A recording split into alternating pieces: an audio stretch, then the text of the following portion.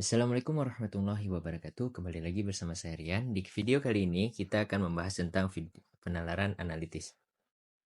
Oke, kali ini teman-teman kita akan membahas cara menyelesaikan soal penalaran analitis ya. Jadi kita bahas dulu teori-teorinya, nanti kita akan bahas penyelesaian soal di video pembahasan soal ya. Jadi untuk teori yang pertama teman-teman itu kita punya soal, seandainya teman-teman itu punya soal urutan atau peringkat ya. Jadi soal urutan atau peringkat ini teman-teman itu tipsnya teman-teman itu harus buatnya searah ya. Jadi yang dimaksud dengan buat searah itu seandainya kita andaikan ada contohnya A lebih dari B ya, lebih dari B, kemudian ada B kurang dari C, kemudian ada C tidak lebih dari A ya, tidak lebih dari A.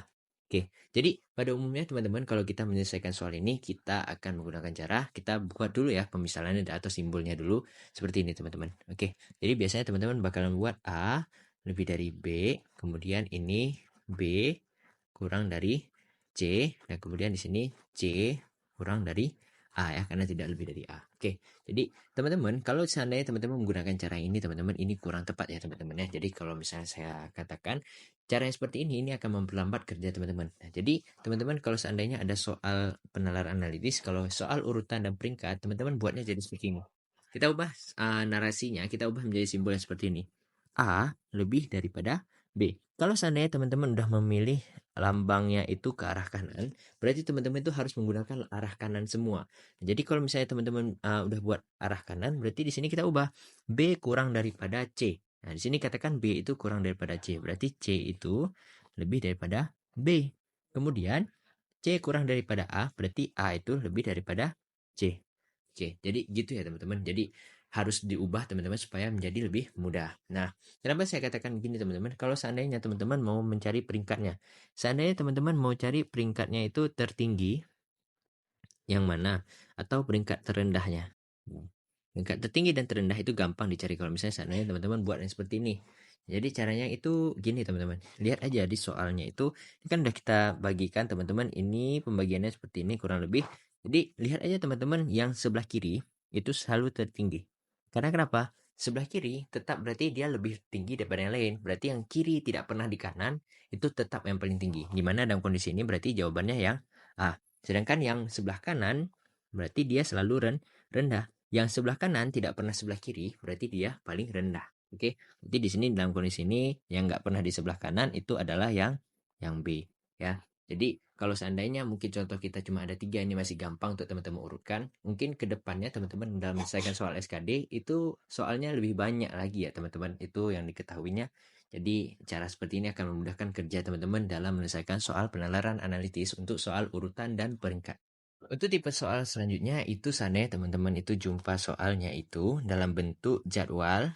Nah, jadwal itu atau dalam bentuk kegiatan atau dalam bentuk sifat ya. Jadi kalau ada soal jadwal, kegiatan dan sifat itu tips yang bisa saya katakan untuk teman-teman gunakan adalah dengan cara penggunaan tabel. Oke, jadi di sini kita buatkan tabel supaya lebih mudah untuk membagikan jadwal dan menggambarkan kegiatannya atau menggambarkan sifatnya. Kita bahas dulu untuk tipe soal yang kita bahas dulu untuk tipe soal jadwal. Nah, untuk tipe soal jadwal berarti di sini itu kita letakkan yang pertama mungkin untuk jadwal itu ya Senin, Selasa, Rabu. Nah, di sini ada Kamis ya. Misalnya kita bahaskan untuk beberapa hari aja. Di sini orangnya itu ada A, ada B, ada C dan ada D.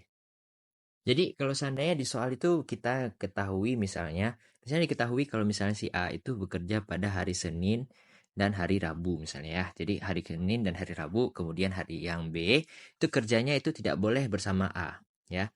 Yang C misalnya kita bekerjanya di hari Kamis. Nah, yang D misalnya dia nggak boleh bekerjanya bersama C. Nah, jadi kalau misalnya teman-teman jumpa soalnya seperti ini, kalau ada tabel itu gampang ya. Kita letakkan aja di sini. Berarti A berarti Senin dan Rabu. Kemudian B itu tidak boleh bersama A. Berarti B itu boleh bekerja di hari Selasa dan hari Kamis. Kemudian C itu hanya bekerja di hari Kamis dan D itu tidak bersama C. Berarti D itu bekerja di hari Senin sampai dengan hari Rabu. Jadi seperti ini ya. Jadi kalau teman-teman menggunakan soal tabel itu akan gampang. Jadi boleh langsung teman-teman buat seperti ini. Oke, jadi kurang lebih kalau misalnya soal jadwal itu lebih gampang diselesaikan dengan cara seperti ini. Nah, tapi soalnya itu jangan buat tabel yang terlalu bagus ya, teman-teman, karena itu akan menghabiskan waktu untuk teman-teman jawab soal. Jadi, untuk soal selanjutnya itu teman-teman kita punya soal tentang kegiatan ya. Jadi kalau teman-teman untuk soal, jadwal sama kegiatan ini mirip teman-teman. Jadi anggap aja tadi ada si A, si B, si C, dan si D. Nah di sini jadwalnya misalnya ada jadwal tadi kita letakkan di atas itu ya Senin, Selasa, Rabu, Kamis. Untuk kegiatan tergantung sama kegiatan apa. Misalnya voli, basket, bola, dan lain-lain apa ya, tergantung sama teman-teman ya. Jadi kalau misalnya dibilang si A mengikuti voli bla bla bla bla, ya berarti letakkan aja A itu centangnya di voli atau centang juga dia di bola gitu tergantung sama yang diketahuinya apa gitu ya teman-teman. Oke, jadi untuk kegiatan mungkin sama sama jadwal itu sama. Jadi untuk kegiatan sama jadwal itu sama, oke. Jadi teman-teman gitu ya. Sedangkan untuk versi sifat itu teman-teman ini ada yang harus kita hapus ya teman-teman. Jadi kalau untuk versi sifat di sini harus kita isinya dua-duanya sifat teman-teman. Jadi tata cara pengisiannya untuk teman-teman yang mungkin belum tahu itu cara isinya seperti ini teman-teman. Jadi yang sifat di sini saya maksud seandainya sifat itu biasanya ada dua teman-teman. Ada dua sifat ya. Jadi misalnya ada mobil gitu, mobil besar, mobil kecil, sedang dan panjang gitu ya. Mobil kecil, sedang, dan panjang dan apa gitu ya, tergantung sama yang di soalnya. Dan sini ada warnanya, di situ ada warna biru, kemudian ada warna merah, hijau, dan lain-lain ya. Jadi tergantung sama diketahui di soalnya. Jadi teman-teman juga bisa bilang, nanti dibilang misalnya mobil A itu besar dan warnanya biru. Nah, jadi boleh letakkan sini. Nah, tapi ini juga termasuk jenis cara yang opsional atau tergantung sama teman-teman itu lebih gampang seperti apa. Tapi kalau bisa bagi saya, jadwal fix untuk teman-teman gunakan cara tabel karena cara tabel ini saya anggap itu lebih gampang digunakan ketimbang cara yang lain ya teman-teman ya. Oke. Jadi untuk tipe soal yang ketiga itu seandainya ada ditanya yang tentang posisi ya. Trik untuk menjawab soal posisi ini teman-teman itu yaitu kita harus membuat gambarnya langsung. Jadi kalau seandainya ditanya posisi duduk di meja bundar berarti teman-teman gambarkan langsung meja bundar.